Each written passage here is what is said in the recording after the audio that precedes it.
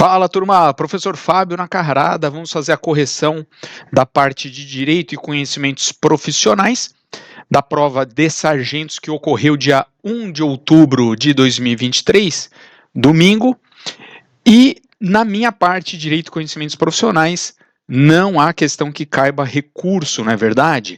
E várias questões de matérias que eu falei que ia cair na prova. Olha eu aqui com os dois braços, com todos os dentes na boca. Então, isso significa que todas as questões das matérias que eu disse em aula, olha, isso aqui é alta probabilidade de ser exigido, foi pedido pelo examinador. Vamos lá, gente?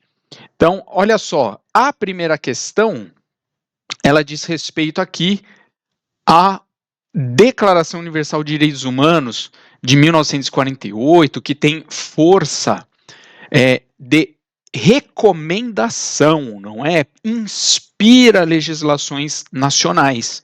Diferente do Pacto San José de Costa Rica, que é um tratado internacional, ou seja, é uma lei entre países, que uma vez o país ratificando, homologando, vai ter força cogente no ordenamento jurídico brasileiro. Bom, essa questão, ela diz: a Declaração Universal dos Direitos Humanos de 1948 é correto afirmar que todo ser humano vítima de perseguição tem o direito de procurar e de gozar asilo em outros países. Esse direito não pode ser invocado em caso de perseguição legitimamente motivada por crimes de direito comum ou por atos contrários aos objetivos e princípios da ONU, ou seja, crimes de direito comum são aqueles crimes que não têm natureza política. São crimes de direito comum, os patrimoniais, contra a vida. Enfim, o asilo é garantido em crimes de opinião, o asilo é garantido em crimes políticos, mas não em crimes de direito comum, de modo que todas as outras aqui eu já marco onde estão erradas. Agora veja, lembra que eu falei para vocês, pelo amor de Deus, gente, se liga. A banca ama misturar a Declaração Universal dos Direitos Humanos com o Pacto de São José de Costa Rica. É por isso e não por outro motivo que nas minhas aulas essas três normas são vistas em conjunto. Método Fábio Nacarada, aqui ó. Olha aqui a aula, artigo 5º, nenhum brasileiro será extraditado, salvo naturalizado em caso de crime comum, praticado antes da naturalização, de comprovado envolvimento com tráfico ilícito de entorpecentes e drogas afins na forma da lei. Já a Declaração Universal de 48, toda pessoa vítima de perseguição tem o direito de procurar e de gozar asilo em outros países, mas esse direito não pode ser invocado em caso de perseguição legitimamente motivada por crimes do direito comum ou por atos contrários à ONU.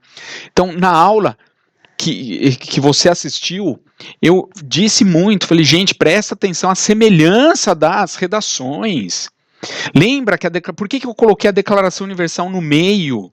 Porque ela é a mais antiga de todos e inspirou o Pacto San José, inspirou o artigo 5º de 88, e o Pacto San José, por sua vez, fala que em nenhum caso o estrangeiro pode ser expulso ou entregue a outro país, seja ou não de origem, onde o seu direito à vida ou liberdade pessoal esteja em risco de violação em virtude de sua raça, nacionalidade, religião, condições sociais ou de suas opiniões políticas. Então, lembra, essas três normas eu passo em conjunto, que é justamente para você não cair na confusão que essa questão fez. A 42, ela diz, ela quer a alternativa que tem um crime do ECA. Eu falei, eu com os meus dois braços aqui, pode cortar um braço fora se não cair uma questão pedindo a diferença entre infração administrativa do ECA e crime previsto no ECA. Eu avisei vocês. Olha eu aqui, com os dois braços, dente na boca. Pode arrancar um dente aqui da minha boca se não for pedido uma questão do ECA sobre a diferença entre crime e infração administrativa. Olha ela aqui, Então, a alternativa que corresponde a um crime está na Bravo, deixar a autoridade competente sem justa causa de ordenar a imediata liberação de criança ou adolescente, tão logo conheça a ilegalidade da apreensão. E a Alfa, a Charlie e a Delta são infrações administrativas e não crimes do ECA. Ai, professor, eu lembro que eu li, que eu vi na aula, que eu li na lei, e eu identifiquei a Alfa, eu lembrei da Charlie, eu lembrei da Delta, realmente elas estão na lei, mas não como crimes, mas sim como infração administrativa.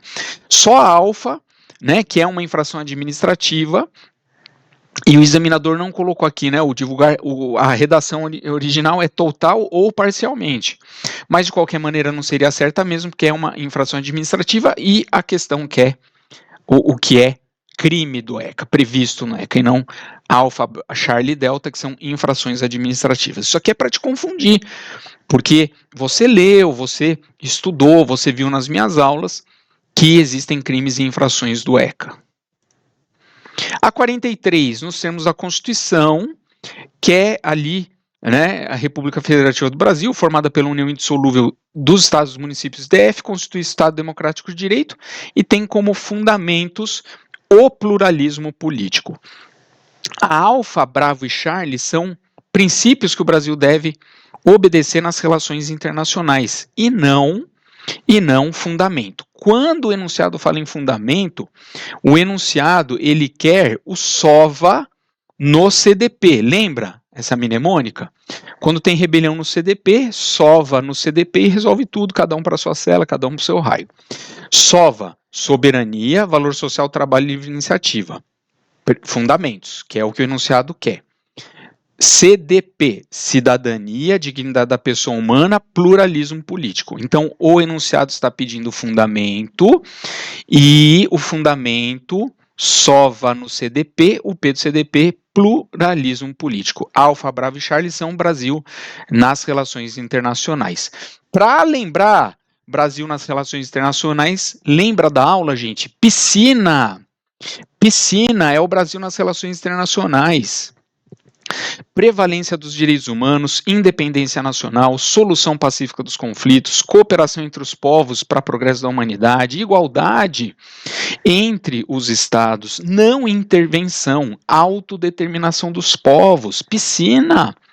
Aí lembra que o CDI é uma aplicação que é rentável? O CDI é rentável, concessão de asilo político, defesa da paz, integração econômica, política, social e cultural entre os povos da América Latina e repúdio ao terrorismo e repúdio ao racismo. Veja que Brasil nas relações internacionais é o que foi pedida de errada, né, como questão errada na anterior, como alternativa errada.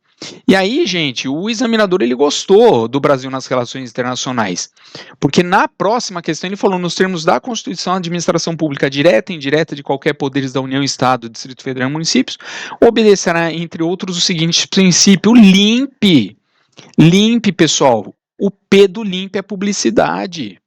Soberania, defesa da paz e independência nacional, Bravo, Charlie, Delta, é Brasil nas relações internacionais.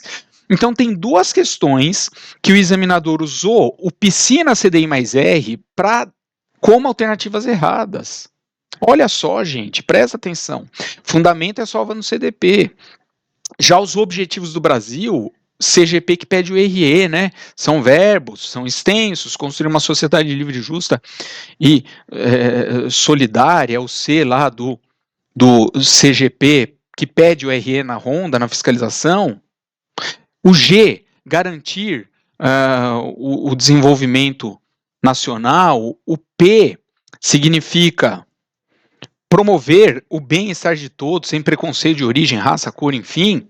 CGP, ele ronda, ele pede o RE. Reduzir as desigualdades sociais regionais e o E, erradicar a pobreza.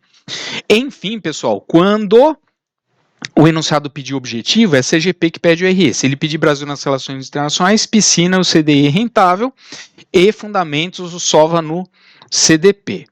Então, o examinador, ele pediu em duas questões o Brasil nas relações internacionais, o piscina, CDI mais R, para ter como alternativas erradas. Olha, tivemos um avanço este ano em relação à nossa banca VUNESP, porque o edital ele pede apenas o 37 caput, que é o que foi pedido aqui. O caput é o LIMP, né? Só o LIMP. Administração pública direta, indireta, dos poderes da União, Estado, Distrito Federal, município, vai obedecer o LIMP, legalidade, pessoalidade, moralidade, publicidade e eficiência.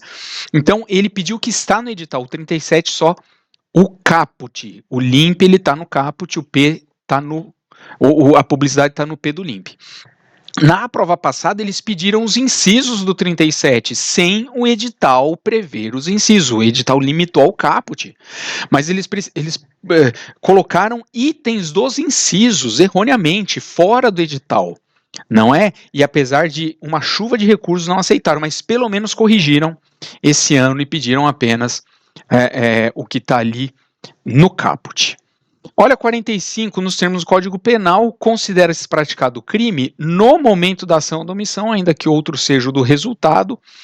Todas as demais estão corretas, e você vai lembrar: tempo do crime, lugar do crime, luta, lugar do crime, ubiquidade, ou seja, considera-se prática do crime no lugar onde ocorreu a ação ou omissão, bem como e também em adição onde ocorreu o resultado, daí ubiquidade.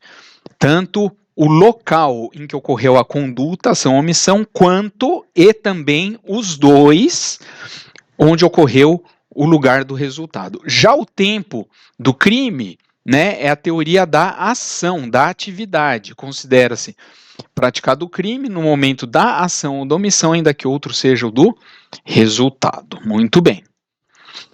46. Nos termos do Código Penal, assinale a alternativa que contém um crime contra a administração pública que possui uma modalidade qualificada na hipótese do fato resultar um prejuízo público. E notem que não é um prejuízo econômico, não é um prejuízo financeiro.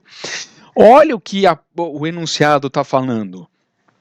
Porque se for prejuízo público financeiro, você até poderia pensar, será que é o peculato? Mas o peculato não tem uma qualificadora dessa natureza, porque é do seu âmago, é do seu ímpeto, é da sua essência ter ali um prejuízo, não é?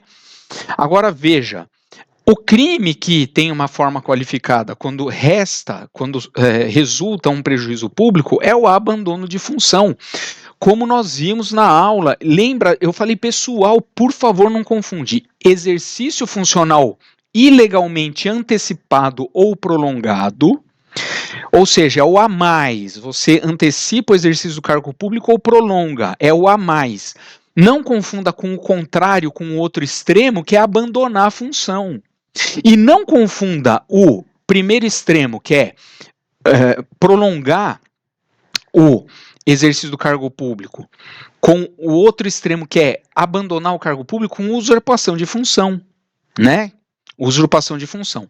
Então lembra na aula, pessoal, 324, entrar no exercício de função pública antes de satisfeitas as exigências legais, o tipo é bipartido. A primeira parte é essa, ou continuar a exercê-la sem autorização, enfim, detenção de 15 dias a 1 mês e multa. Aí o abandono, abandonar cargo público fora dos casos permitidos em lei, detenção de 15 dias a 1 mês ou multa, e se do fato resulta prejuízo público, detenção de 3 meses a 1 ano e multa. É uma forma qualificada, não é caso de aumento de pena, porque da pena mínima original do caput, 15 dias, vai para 3 meses, e de 1 mês, que é a pena máxima, vai para 1 ano. Então, isso é uma qualificadora.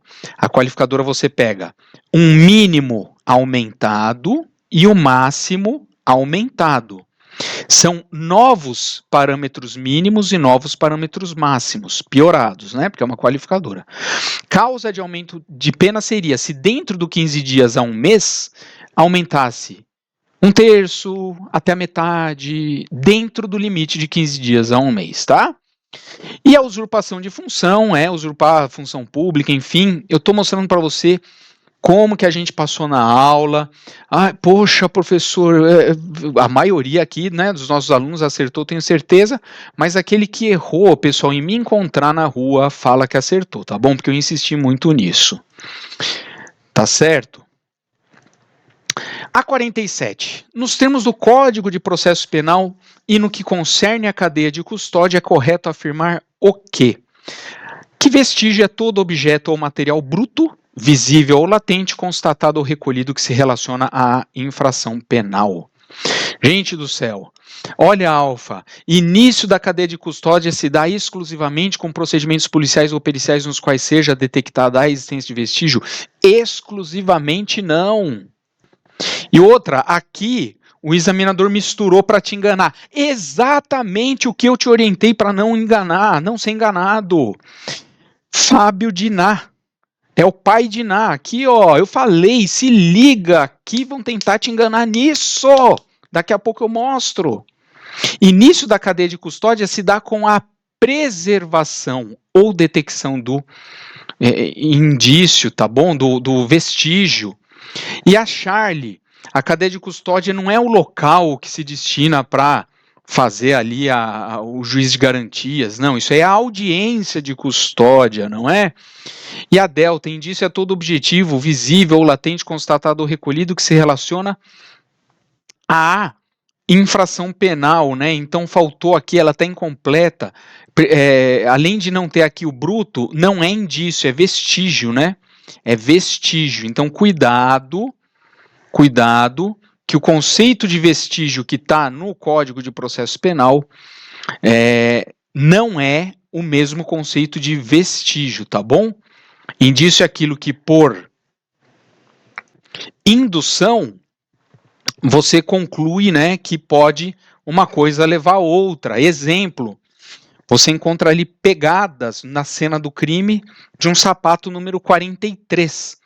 Na porta você encontra ali a marca do pé número 43. E um indivíduo que foi abordado próximo ao local desse crime usa ali um sapato número 43.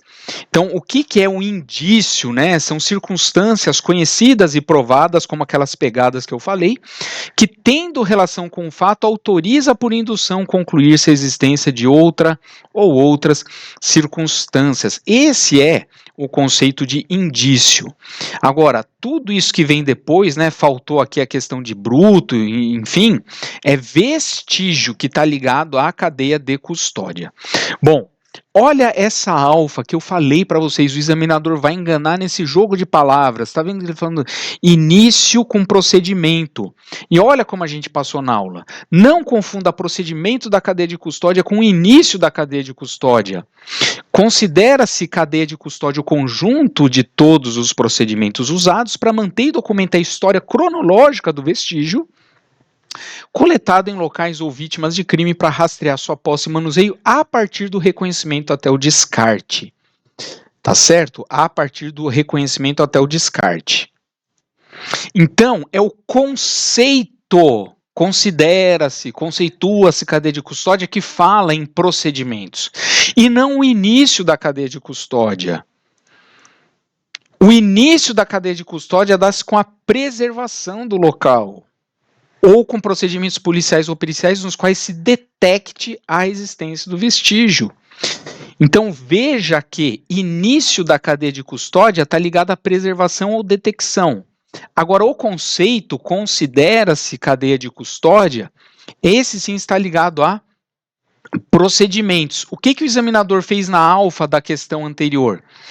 Ele pegou o início da cadeia de custódia, que é com a preservação, mas colocou o início como procedimentos. Tá? Ele te enganou e eu avisei, por isso que eu fiz esse quadro comparativo, e eu avisei que ele ia te enganar. Aqui, ó, o início da cadeia de custódia é o correto, dá-se com a preservação. Aí ele colocou esse exclusivamente que não existe e falou com procedimentos policiais. Mas não é o início que é com procedimentos policiais. O que é com procedimentos policiais é o conceito da cadeia de custódia e o início é com a preservação. Por isso que na aula eu avisei. PPR, procedimentos a partir do reconhecimento. Procedimentos a partir do reconhecimento. PPR. Agora, início, IPD. Início, preservação do local e detecção. Eu avisei. Ai, professor, eu pus a alfa e você avisou tanto. Me encontrou na rua. Fala que acertou. Oh, aquela lá eu acertei. Aí quando a gente foi embora, você fala, ufa. Ainda bem que ele não deu aquela apertada, né? Enfim. Vamos para a 48. Nos termos do Código Penal Militar, qual alternativa tem um crime que possui a forma qualificada? É o violência contra superior. Nenhuma dessas outras modalidades criminosas possui forma qualificada. A violência contra superior, sim. Uso de arma contra o comandante e assim por diante. Nos termos do Código Penal Militar, assinar a alternativa que corretamente contempla um crime militar que tem a modalidade culposa, essa foi tranquila para quem assistiu minhas aulas, é o descumprimento da missão. Tá bom, gente? Descumprimento de missão. Tanto que tem essa questão de aula. Olha, fizemos na aula. O crime de descumprimento de missão, deixar o militar desempenhar a missão que lhe foi confiada, admite a modalidade culposa. Correta aqui, ó. E o crime de omissão de eficiência de força, deixar o comandante manter a força sob seu comando em estado de eficiência, não possui PPL, realmente, presta atenção, gente, questão de aula nossa. Ai, professor, justo nesse dia eu não assisti essa aula, aí não tem muito o que fazer, irmão. Aí não tem muito o que fazer. Mas ficou disponível para você assistir a hora que você quisesse. 50. Nos termos do Código de Processo Penal Militar, é correto afirmar o quê? E aqui o examinador fez um grande jogo de palavras. A correta é: qualquer pessoa pode e os militares devem prender o desertor encontrado em flagrante. Bom, vamos lá, algumas considerações. Na alfa disse: o desertor não deverá ser preso? Claro que sim. Pois não se enquadra em qualquer hipótese de prisão. Enquadra, sim, porque o Código de Processo Penal Militar diz, presta bem atenção que você vai lembrar, o termo de deserção sujeita desde logo o desertor à prisão e é o substrato, é o suporte fático para a ação penal militar. Então, o Código de Processo Penal Militar diz: o termo de deserção sujeita desde logo o desertor à prisão e também constitui-se autoria e materialidade para o MP oferecer ação penal. Então, sim, o desertor deve ser preso, tá? Aí a bravo, o desertor somente pode ser preso em flagrante se houver perseguição logo após a consumação do crime. Não, gente, porque a consumação do crime de deserção ocorre mais de 8 dias no tipo base, mais de 8 dias de ausência. Como que você vai ficar perseguindo uma pessoa por 9 dias no mínimo, enfim? Achar o insubmisso não deverá ser preso, pois não se enquadra em qualquer hipótese de prisão. Claro que se enquadra sim. E a Delta diz: qualquer pessoa pode e os militares devem prender o desertor encontrado em flagrante. E aí a gente entra numa questão doutrinária, que muitos doutrinadores diz que a deserção é um crime permanente, logo, enquanto ele estiver foragido, enquanto ele estiver na condição de desertor, ele, mediante sua própria vontade, prolonga a consumação, prolongando, portanto, o flagrante delito. E veja só a redação do Código de Processo Penal Militar aqui. Olha aqui um print do código 243. Qualquer pessoa poderá e os militares deverão prender quem for insubmisso ou desertor, ou seja, encontrado em flagrante delito. Assim, professor, será que não cabe recurso? Então vamos ver primeiro a redação, né?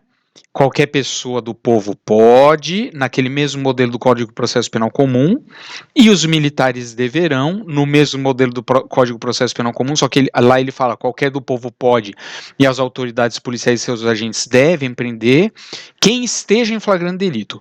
Então aqui, por causa das peculiaridades, ficou: qualquer pessoa poderá, e os militares deverão prender quem for insubmisso ou desertor, ou seja encontrado em flagrante delito. Então, a primeira hipótese é: qualquer pessoa poderá e os militares deverão prender quem for insubmisso, quem for desertor ou for encontrado em flagrante delito.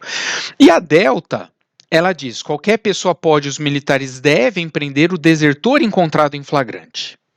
Só que, gente, por aquela questão doutrinária que eu falei para vocês, muitos autores, né, consideram o crime de deserção como um crime permanente.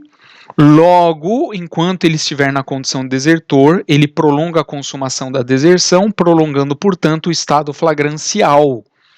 Então, se você for analisar a Delta, apesar dela não estar na literalidade do 243, ela não está errada, né? Prender o desertor encontrado em flagrante, porque quem está na condição de desertor está em flagrante porque a deserção é considerada um crime permanente. Então, enquanto este militar estiver por vontade própria na condição de desertor, ele está prolongando a consumação e, portanto, prolongando o seu estado flagrancial.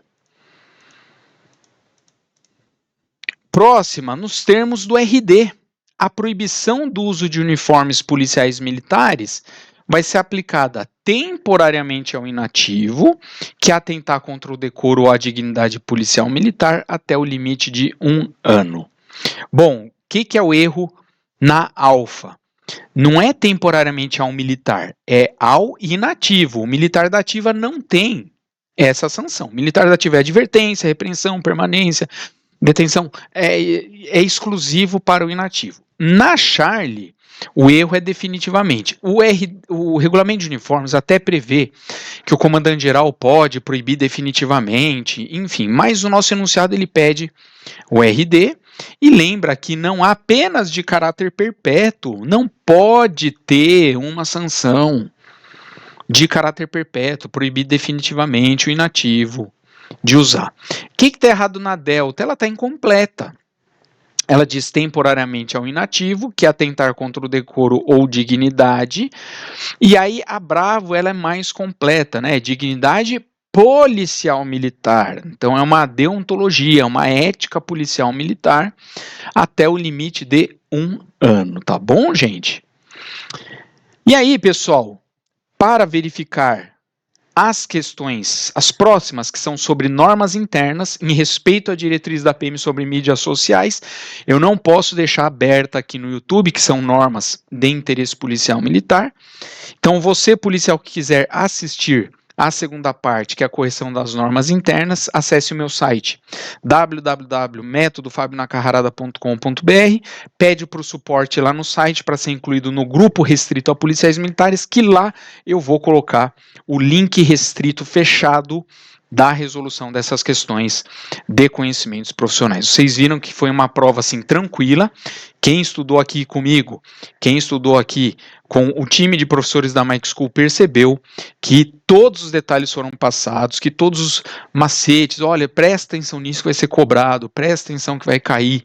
Tudo que eu falei foi exigido, foi pedido. Uma prova detalhista como aquela questão que pergunta qual desses crimes tem a modalidade culposa, mas eu tinha avisado, descumprimento de dimensão, presta atenção.